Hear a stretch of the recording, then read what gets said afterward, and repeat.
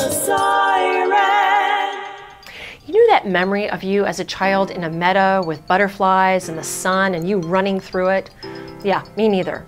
You know that eye roll you reserve for your idealistic friend who just won't give up on something no matter how impossible it seems to you? Well, get ready to ditch the eye roll and feel like you are surrounded by butterflies, because that's what director Kenneth Branagh, his cast and crew are offering us with the much anticipated new live-action Cinderella. He is unabashedly bringing the best kind of Disney joy, and he's gotten help doing it from some of the best folks working in every aspect of filmmaking. The biggest triumph of Cinderella is there's not one shred of cynicism, snark, or satire to be found in its 105 minutes, and it leaves the kind of post-film inner glow that will almost guarantee big box office bucks and lots of repeated viewing, which is okay because unlike Transformers, this movie actually deserves it. About the cast, we have Cate Blanchett, who is the first to sign on to the film, who obviously revels in bringing a more complicated portrayal to Lady Tremaine. Blanchett builds layers into her character, compelling sympathy, while playing a woman as a widow trying to drown her grief by treating all of those around her like pawns and playthings.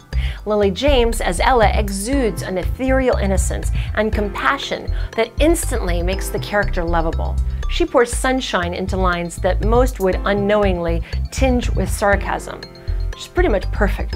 In this version of the story, the prince, played by Richard Madden, who calls himself Kit when he meets Ella, has a beautiful and deep relationship with his father, the king, played by stage and screen great Derek Jacobi, who, as usual, is awesome.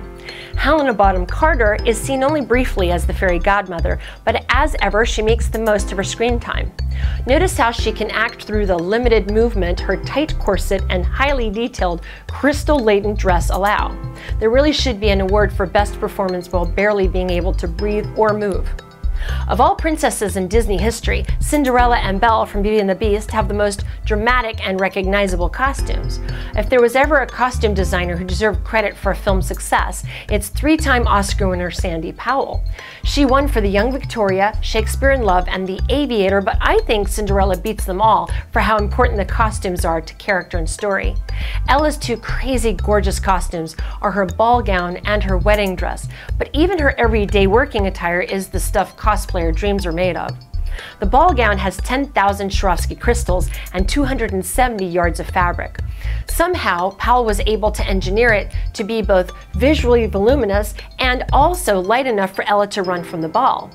The wedding gown, which is my favorite of all of the movie's costumes, has hand-painted flowers that took 16 people 550 hours to finish. And all that work, it shows. You see it on the screen, and it's spectacular. Production designer Dante Ferretti is also a three-time Oscar winner for Hugo, Sweeney Todd, and The Aviator. He knows about creating lush and visually opulent alternate worlds.